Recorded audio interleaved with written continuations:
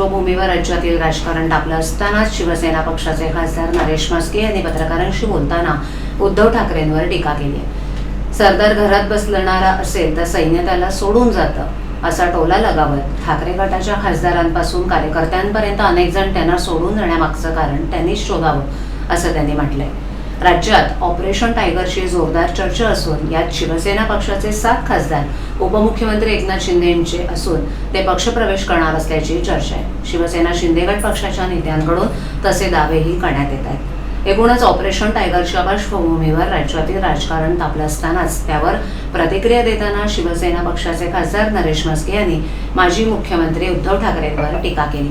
उद्धव ठाकरे यांचे केवळ खासदारच नव्हे तर आमदार, नगरसेवक आणि कार्यकर्तेही नाराज असून अनेक जण त्यांची साथ सोडत आहेत। याचं कारण आम्हाला विचारण्यापेक्षा त्यांनाच विचारायला हवं अशी टीका खासदार म्हस्के यांनी केली। एखादा खासदार आपल्या मतदारसंघातील कामांसाठी केंद्र सरकारमधील मंत्र्यांना भेटत असेल तर त्यात गैर काय आहे?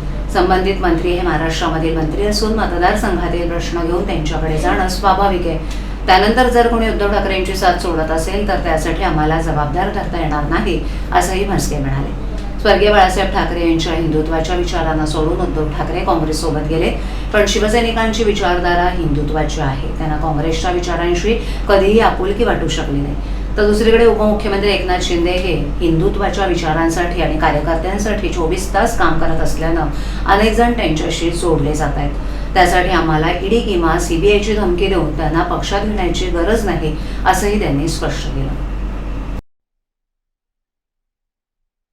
काय माहितीये का, संजय राऊत म्हणाले राडा होईल, अरविंद सावंत म्हणाले व्हीप लागू केला। अहो, हा व्हीप जी अँटी डिफेक्शन लॉ आहे, 10वी अनुसूची संविधानामध्ये, व्हीपचं उल्लंघन केल्यास कारवाई होते। ते कुठे होते माहितीये का? प्रामुख्याने संसदेचं जे कामकाज असतं ना आणि विधिमंडळातील संसदेतलं मतदान, या संदर्भात हा व्हीप लागू होतो।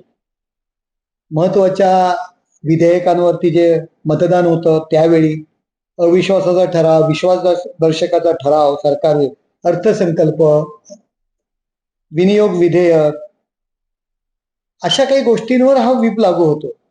संसदेच्या अंतर्गत कामावरती हा व्हीप लागू होतो 10वी अनुसूचीनुसार। कशाला धमक्या देताय? एवढे काही कोण दुधकुळे नाही येतो, सगळ्यांना कायदा कळतो, फक्त अरविंद सावंतांनाच कळतो असं नाही। पक्षाच्या बाहेरील कामकाजासंदर्भात हा व्हीप लागू होत नाही।